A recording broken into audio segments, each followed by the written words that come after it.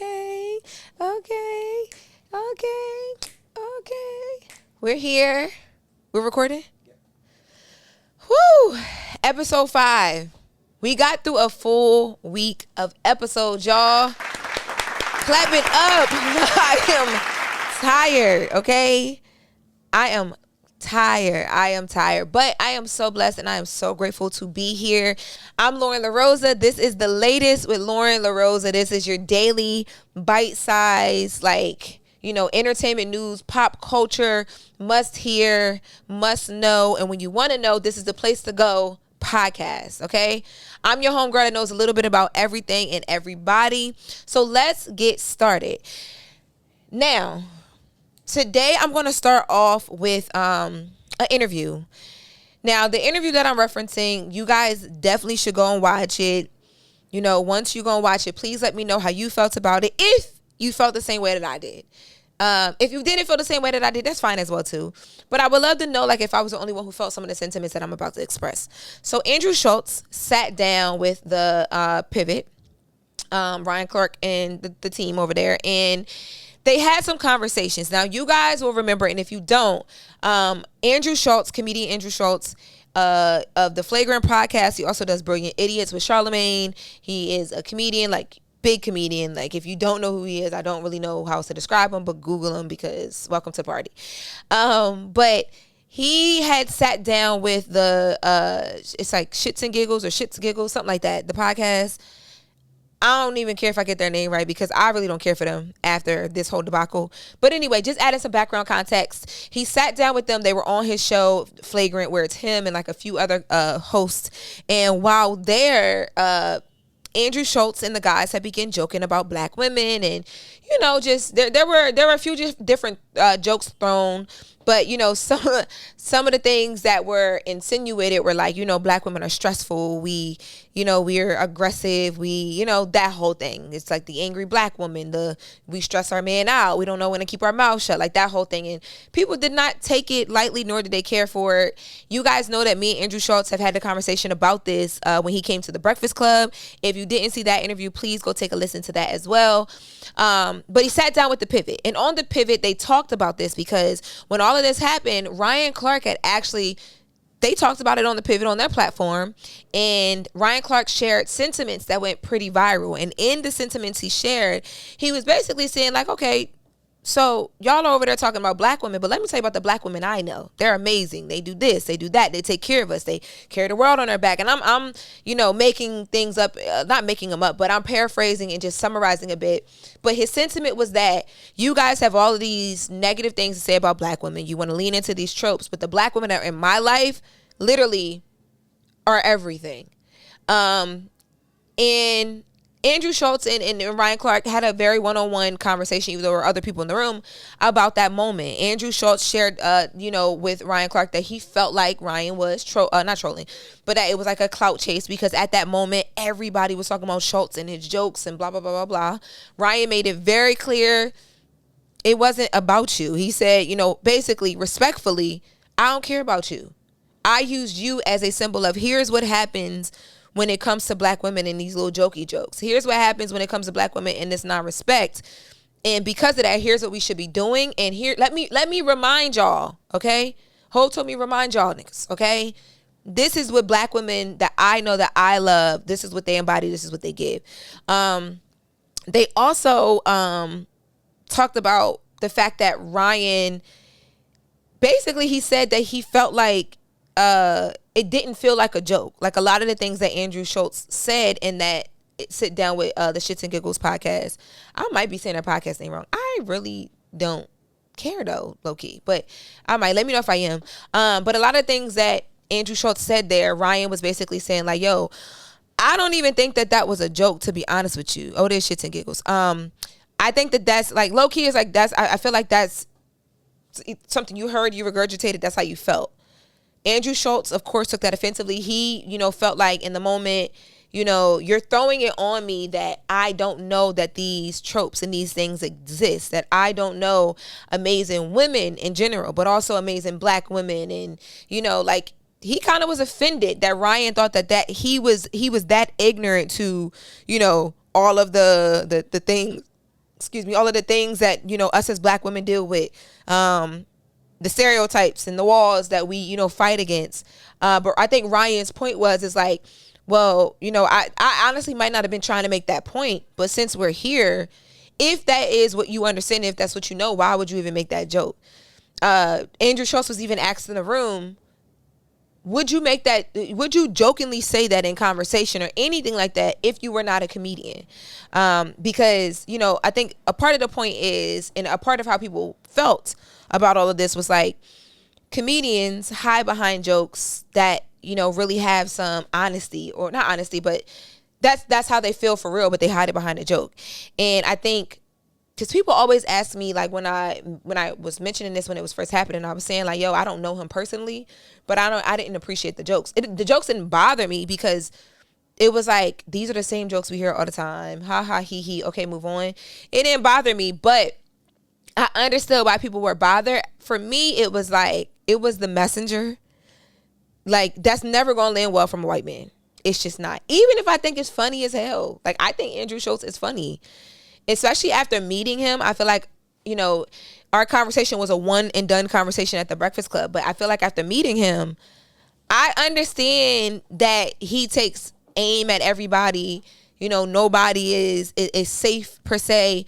But I do think that there is this like thing when it comes to black women. And I think rightfully so. One of my homeboys asked me today, like, well, you know, that's kind of unfair. So you want him to treat you different because you're a black woman? And I was like, yeah. And he was like, well, I don't understand that. And I was like, I mean, it's one of those things where, to me, I feel like we carry so much. We deal with so much. We are the ingredient so much that, yeah, handle me, talk to me nice. Because, and this was the analogy I made for my friend. My friend is a black male. That sounds like a police description, black male.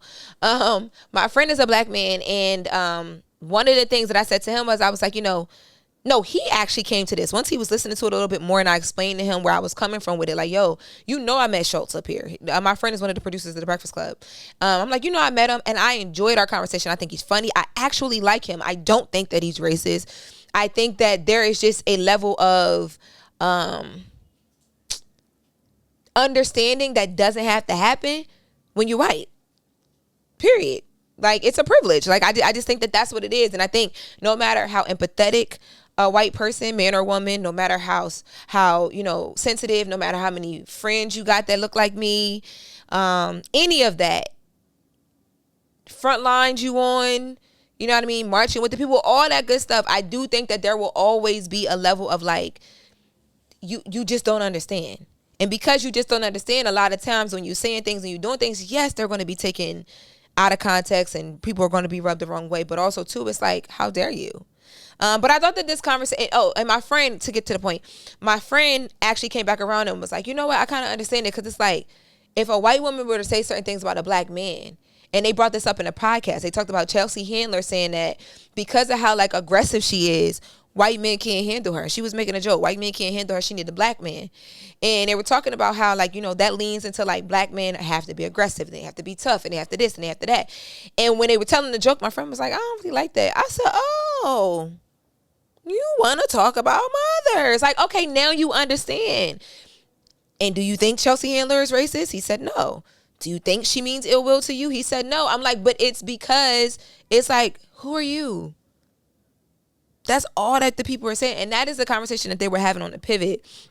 Now, if there were like men and black men in the room at the time when the Andrew Schultz jokes had happened, that could provide some pushback or, you know, just anything. I think in a moment, like, you know, they're jokes, and if you think they're funny, you think they're funny.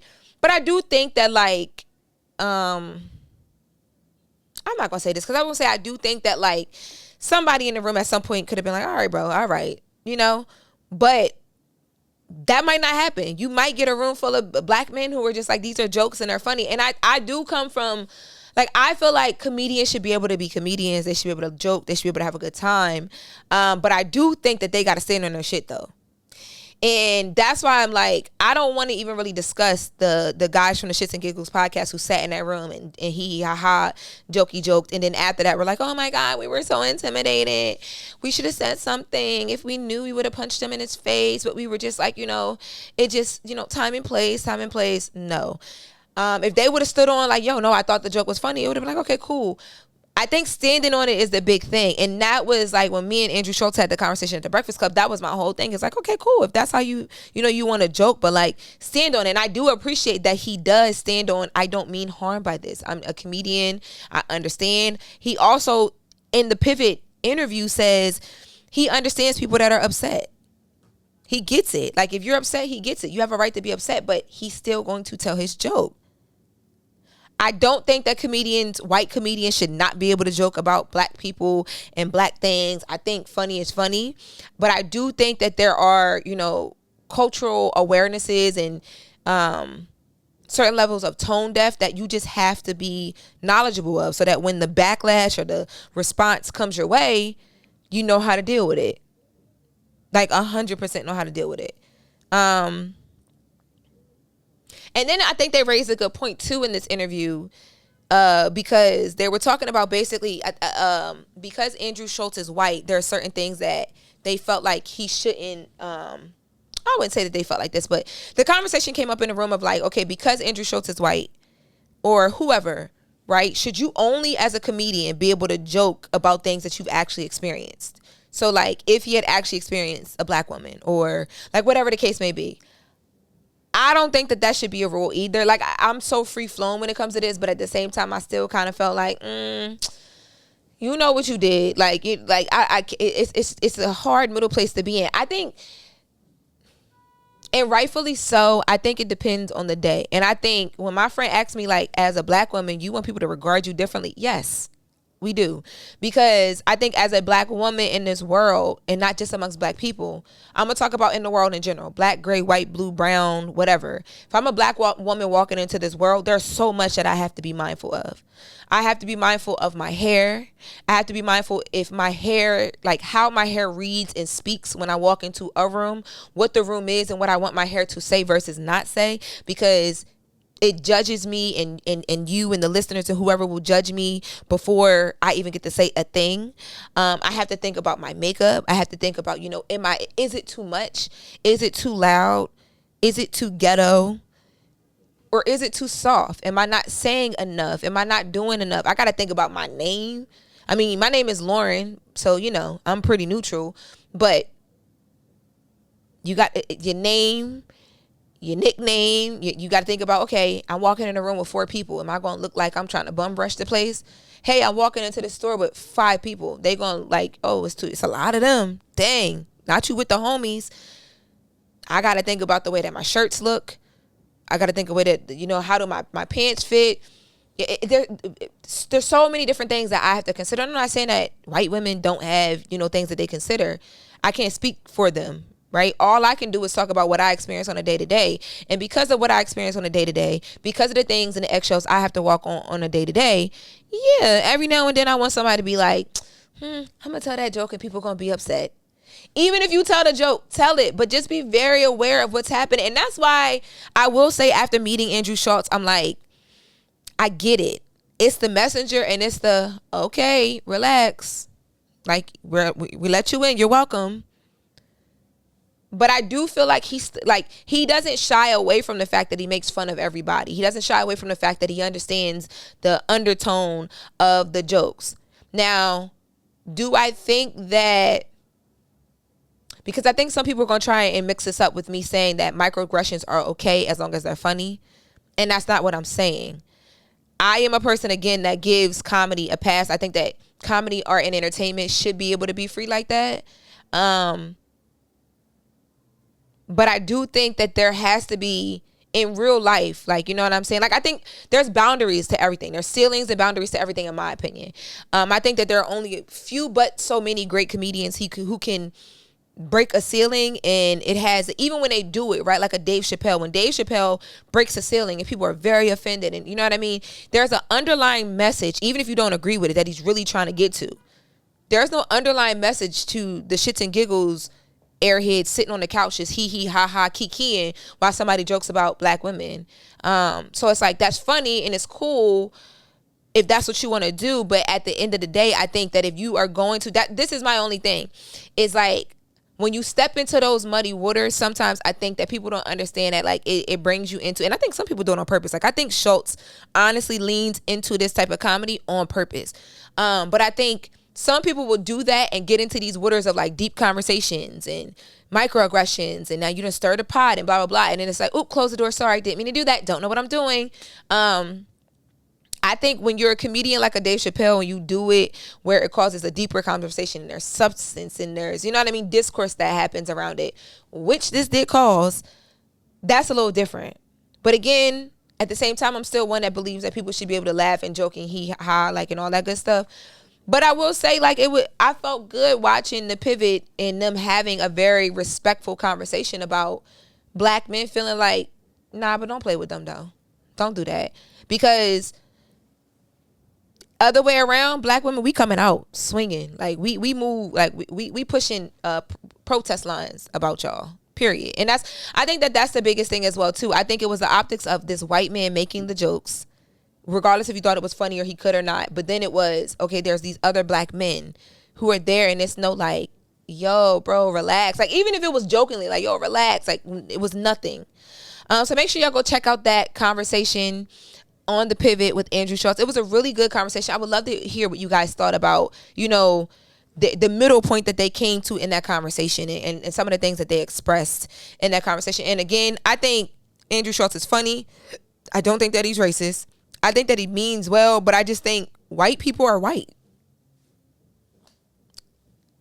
I can't speak to a white person's experience. They can't speak to mine. My sympathies for not even just a white person, but any person that is not me or a black woman, black person.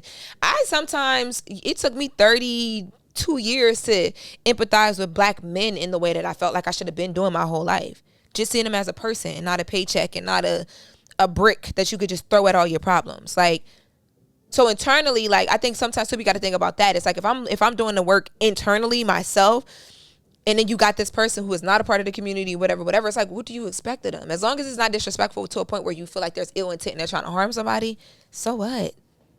But I do appreciate things going checked though, or things not going unchecked from the pivot. So shout out to them. Make sure y'all take a listen. Now, next up, we're going to take a very hard right and head on down to the south where the Brick Squad be at in Atlanta, Waka Flocka. So Waka Flocka posted this video today, and in the video, he's having some internal thoughts about the fact that now he's older and he don't want no hoes no more. He wants his woman. He say he don't want no thoughts no more. He wants his woman. He talks about, you know, as you get older, becoming sensitive and more sensitive, and just wanting to be with one person, somebody that's going to hold you. And the people are in the comments flaming my guy. Waka, you know, I love you. But they were flaming you. And I was kind of, I know why the people are doing it, because most people are like, well, you had Tammy. She was a dedicated wife, a loving wife, and you just couldn't hold it together. And you've come out, Waka, and said, like, when he sat down with, dang, this was early days of Shannon Sharp. Remember when Shannon Sharp, like, it wasn't like the big spectacle that it is now? I believe that was Shannon Sharp that he sat down with. And then he talked about his relationship. Yeah, it was. He talked about his relationship, and he talked about, you know, just being, that he was the reason why his marriage to Tammy didn't work out. He just wasn't in a space where he needed to be. So people were like, bro, you had that together. Yeah, it was that interview. Yep, it was Shannon Sharp. Like, you had it there, and now you here, dang near 45, whatever the case may be, and now you want to settle down. This is honestly the same thing that happened with David Banner. When David Banner said, yo, I'm almost 50-something years old now. I have the time. I done made the money. I'm ready to settle down. I'm ready to be married. The girls went off, okay? Like, first of all, now you old, and we about to have to be wiping your diapers in the next 6 years, and which is crazy because 56 is not old. And now you want to settle down. Same thing with Waka Flocka. It's given like Waka is in a very, I know he's still like doing shows and performances and all that, but it seems like he's just in the mental space of like, I just want something a little bit more of substance right now. Not even right now, but at this point in my life. And whatever made him arrive to that feeling, I'm not mad at it. I know some of you guys made me mad about it. I'm not mad about it. And the reason why I'm not mad about it is because I think a lot of times as a woman, I think, and I've been guilty of this and probably will be guilty of this again. I think sometimes we date men and we try to like be with men and, you know, engaged and married and having kids by these men because of where we see them going, not where they're actually at. And I think as a man, it's like men can kind of like compartmentalize a little bit. It's like, okay, I know I might not be ready for all of this, but let me sit back and think about it. Like what's logically, men are so much more logical sometimes than we are, even when the logic is like stupidity. And let me explain that. When I say that, I mean like, okay, so a man will be like, all right, I might not be the most happiest, but this home brings me peace. I'm here. I'm not alone. Y'all see, I'm not in the streets, but we in New York City, so you gonna hear the sirens. I'm here. I'm not alone. I'm ready to have kids. I know so many men right now who are in situations where they you know, they're married, they locked into these situations, and to be honest with y'all, like if they could go and figure it all out again, they would, but they're so locked in they can't. But it's because at the time it made sense for like what they needed. They needed that family unit. They need it. Like some men too also don't feel like anything unless they're providing in a unit like that. So they fulfill that void. They compartmentalize. They put to the side the things that you know might seem like a hoop dream and take, you know, it's like the 80-20 rule and lock in. And then things happen. They're not happy. The cheating comes in and all of that stuff. I would rather be with a man who's like, yo, look, I'm in a space right now where like I can't really give you everything. And when I say be with a man, I mean you can't really be with someone who's in this space. But I mean, I would rather have a man tell me and be honest with me about, hey, right now, I'm not in a space where like I can be what you want me to be for you. Like I can't be with you. I can't lock in. Monogamy is not a thing that I'm doing right now. I'm not there. Versus me being with you, I'm building a family with you. I done had your kids. We living together. Regardless if it's, because also two women, we know when it's not good. We know the flags, the signs, everything is there, baby. We be knitting the red signs sometimes and still will hang in and act surprised when it flow in the wind. I would rather have a man say to me like, this is not, I can't do this right now, than lean in. So now y'all are upset that you have these grown men. And granted, I don't know if Waka joking because y'all know he get online and do a lot of funny stuff. But I know David Banner was serious. Like David Banner, again, spoke to him at the Breakfast Club. He's very serious about where he's at right now in his life. I would rather meet a man in that space of like, no matter what the age is, like, okay, I'm ready. Like I'm sure I'm ready. Let's do this. Let's lean in. Like that coupled with, I actually really like you and I'm attracted to you. It's like, it's set. But so I don't understand why we get upset at men getting to that point, because women get there too. Like us as women, we like we really act like sometimes like just because a man is a man, like we're both not like human. Like as women, yeah, I think that we do have the tendency to lean in a little bit more, lock in a little bit more or whatever. So it seems, depending on the man that you're dealing with. But like we all have that time in our life where we're like, oh, okay, like I got to do the kids thing. It's time to buy a crib. Okay. No more clubs. Maybe just lounges now, you know. Maybe not even lounges. Maybe cute little dinner, little drink, little happy hour. It's time to head home. Like we all have that shift in our life where it's just like substance. I want more. I want to level it up. I need to do more. What's wrong with a man being loud about that? I don't understand it. Because when you're getting the other thing, a man who is playing all these games, not saying much of anything. Now we all on Justin LeBoy page, trauma bonding in the comments. So I don't really understand it, but the girls is dragging him. So I want to know how y'all feel. Please go take a listen to that Waka Flocka video. I don't know if Waka's serious. Waka plays so dang much. I don't really know, but take a listen. Let me know what you think. And I believe that Waka Flocka is actually single now. He did have a little girlfriend that he went, a little girlfriend. No shade, Waka. He had a girlfriend that he went public with a little bit for a little bit of time. This was after Tammy. I just remember they like posted photos on like the helicopter, and it was like out hookah and all of that. But I haven't seen him post it up or, you know, any of that recently. So maybe this is him throwing his shot out there to somebody. Okay. I don't know what is happening, but take a listen to that video. Let me know what you guys think and come on back. Matter of fact, come on back, because we got more episodes to go. This is the first week, but we got more to go. But tweet me at Loren LoRosa, you know, comment, tag on Instagram when you're listening to it, screenshot the podcast and post it, because I want to see y'all. I want to see what my listeners look like, and I want to hear what you guys have to say. Do you think that it is okay for a man to wait until he is at the point, well, most men don't wait, but to get to a point where he is ready to be like, hey, I'm ready to lock in. I'm at this big old age of 40, this big old age of 50. Now I'm ready. Let's do it. The marriage thing or kids. Or do you feel like it's unfair to their partners is because it's like, you done did all this dirt, and now, not their partners, but their potential partners, you done did all this dirt, you done live your life, and now you want to come lock me down? Because most of the time too, you know they're going to lock down somebody younger. They not, you 50-year-old man, you ain't going 75. You going 50-year-old man, you going a good 36, 37, 40 is going to be like pushing it. She, you know, she didn't have her 401k for a while. She don't want to hear none of that. So let me know what y'all think, okay? At the end of the day, like I tell y'all every single episode, there's always a lot to talk about, but every single time you guys join me right here to talk about it, you know I appreciate you. I'm Loren LoRosa. This is the latest with Loren LoRosa, episode 5. First week down, baby. Take a shot for me this weekend, y'all. Turn up. If you're listening to this, wherever you are, whatever the day of the week is, take a shot for me. Tag me. Let me know you heard episode 5. You locked in for the week. I'm out. I'll talk to you guys in my next episode.